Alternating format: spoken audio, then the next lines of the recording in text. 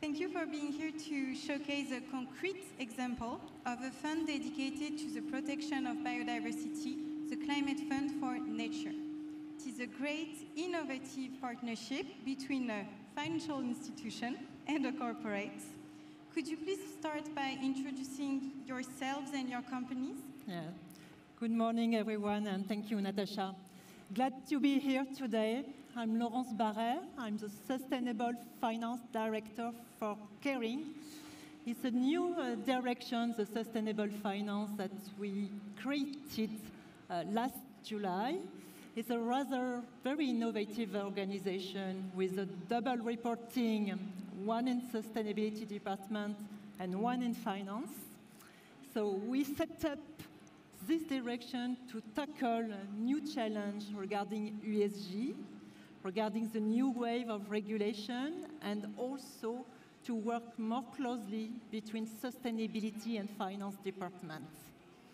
It's also an opportunity for finance profile to join the sustainability and to bring their skills to a more impact-filled field. Yeah. Thank you. And hello, everyone. My name is Gautier Queru. I'm Managing Director at Mirova. Mirova is a fund management company dedicated to impact and sustainable development. And I'm in charge of the natural capital activities, and our role is to channel more capital for the protection and restoration of nature. So thank you for having me.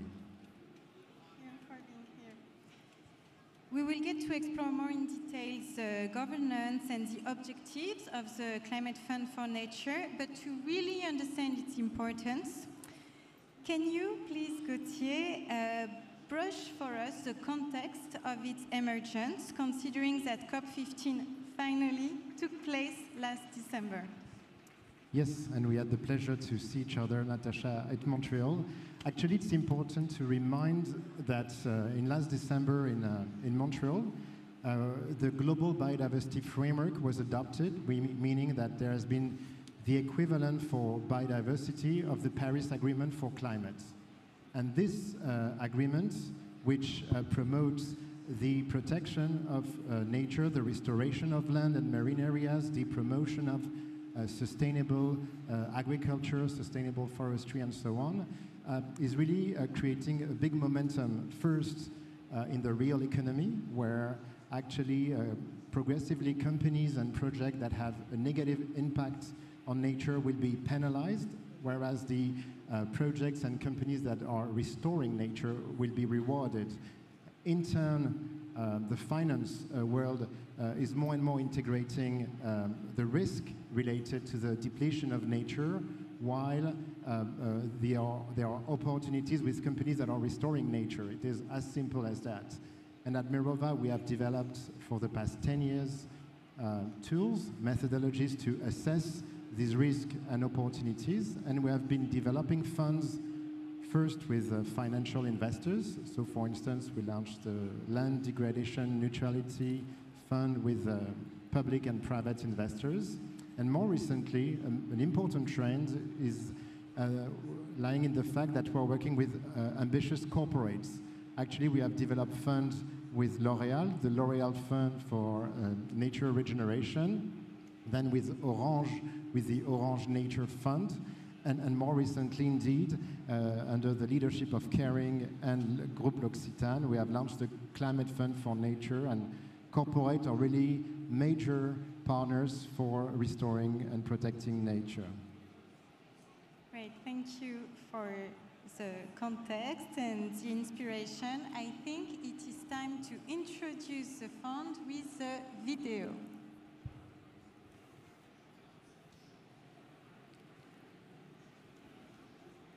So there should be a short video to present the fund. Here it is.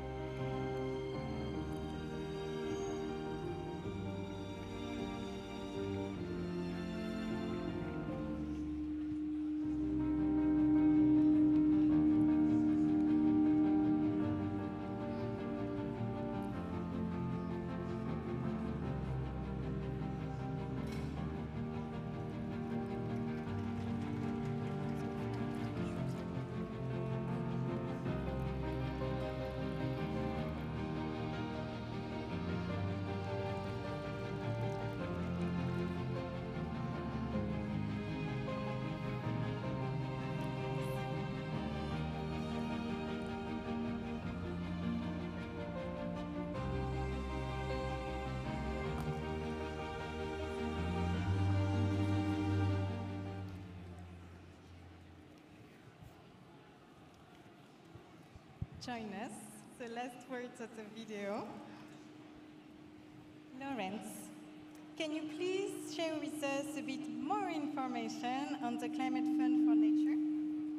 So I found that it would be very interesting to learn how this partnership came to be. How was your journey towards the launch of the fund? Yeah. I will start by the journey, Natacha.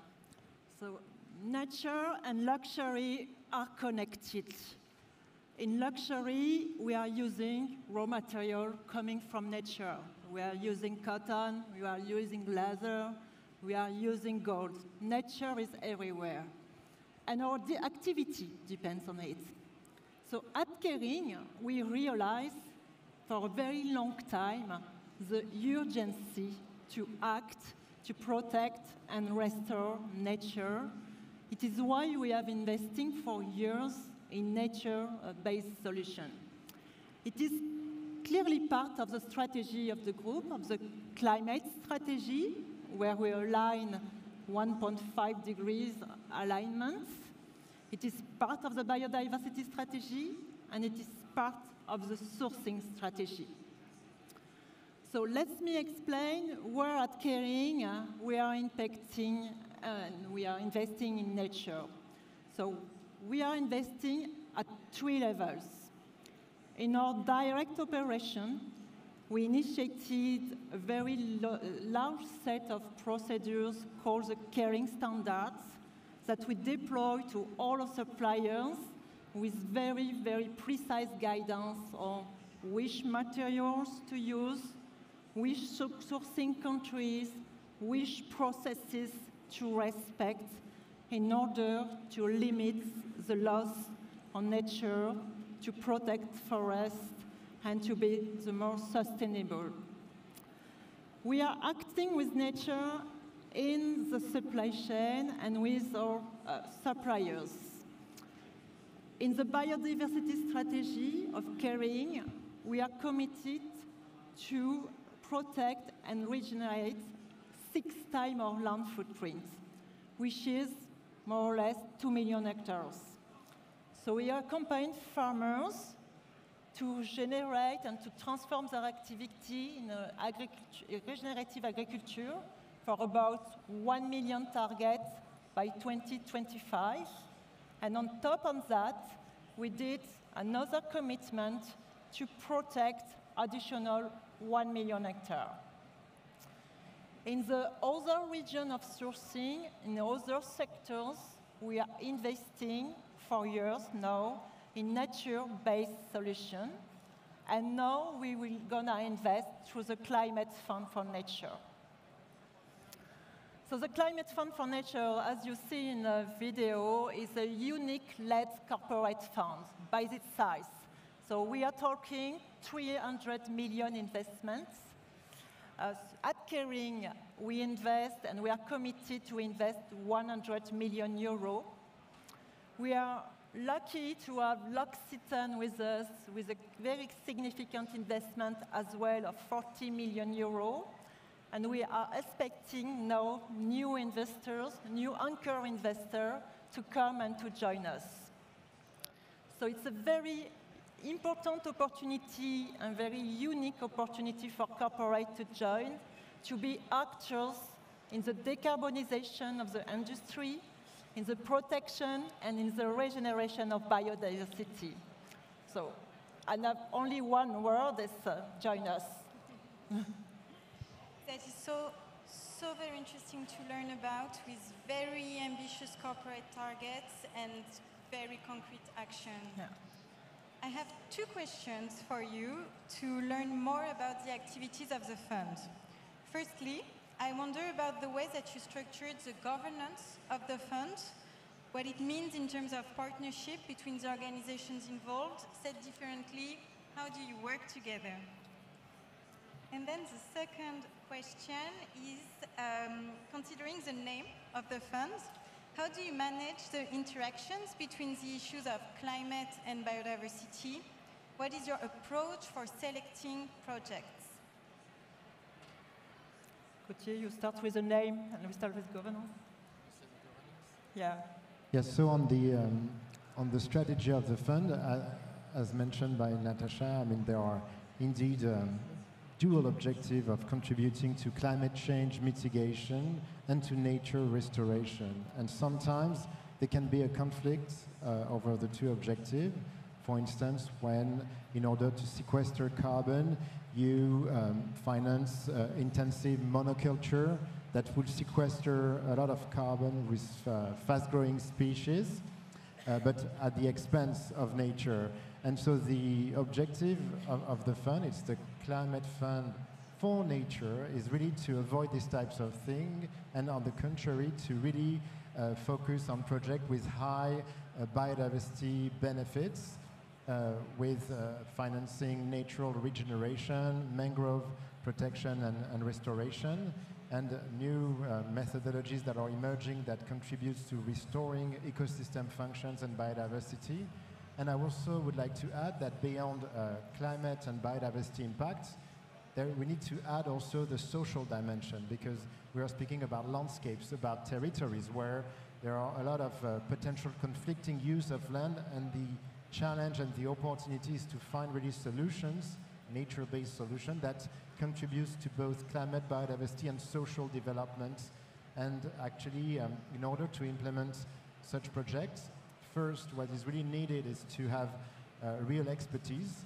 And at Mirova, we are trying to develop such an expertise, and having been active in that space for many years, provide us already a good understanding and vision for the way we select projects, by obviously rejecting those with high risk and promoting those with high impact potential. We accompany also the project in their development and journey.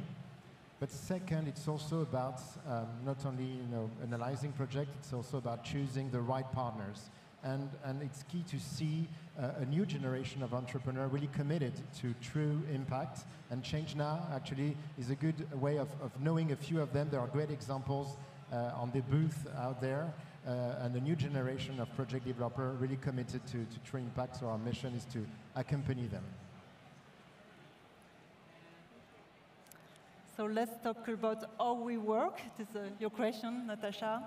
So Kering initiated the fund, and we selected Mirova as a manager. In Mirova, we found the right partner that matches all of ESG criteria, with a very broad network in the ESG sustainability, in the well connected to the ESG financial communities, and with a very good track record in how to sustain, to bring value in a more sustainable way. In terms of governance, so when we talk governance, we want to enable all collective effort from all the parties. So Kering and L'Occitane and our anchor investor, and as I've said, we are expecting new anchor investors to come and to join. So the anchor investors are part of our two bodies. They are part of the supervisory committee, and they are part of the technical committee.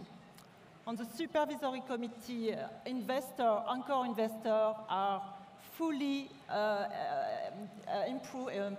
joined to the determination of the strategy. And in the technical committee, we have experts giving advice in the selection of the project brought by Mirova. Thank you very much. Yeah.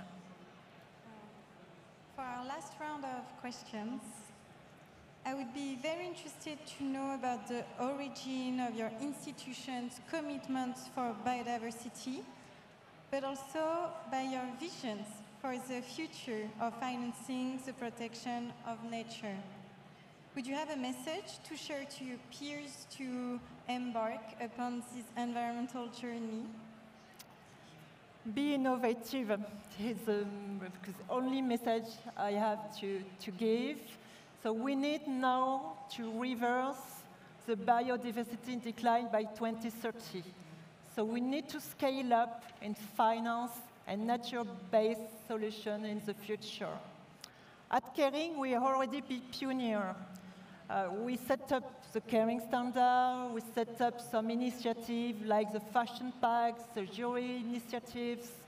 We were pioneers when we published almost 10 years ago the first environmental profit and loss, which allow us to measure very precisely our land impact or GHG impact during all the supply chain. Yesterday has been announced a new pioneer also initiative from Kering that we will be part of the Science-Based Target Network pilot with other 16 companies. So I encourage corporates now to scale up in this such financial mechanism for the future. And a simple message on my side. I mean, the protection and restoration of nature that we discussed about is, to be clear, a big challenge. It is a complex topic, as you know, and it will not be an easy journey to fix nature depletion. But we are at ChangeNOW. There are good vibes, good messages that you can read all around, and there is definitely hope. And actually, the message to convey is that there is hope and there is a clear vision. And I've been active myself in environmental finance for almost 20 years, and we can make a comparison actually between the energy climate challenge with the development of renewable energy and the nature regeneration activities. Clearly, 20 years ago, renewable energy was a very tiny sector with small project developers that were rather activists than real, businessmen or women. 20 years after, it's a real economy, it's a real sector providing a lot of jobs, of value creation, and we are getting there. There are more investments in renewable energy than in fossil fuel energy every year. So it's a good example, because with nature, now that we have the science and the political framework aligned, we really can help this restoration and regeneration economy emerge, made of entrepreneurs, companies, and investment funds that will contribute to making this tiny sector that was initiated a few years ago to a major economy of nature restoration. We have the plan, so let's make it happen.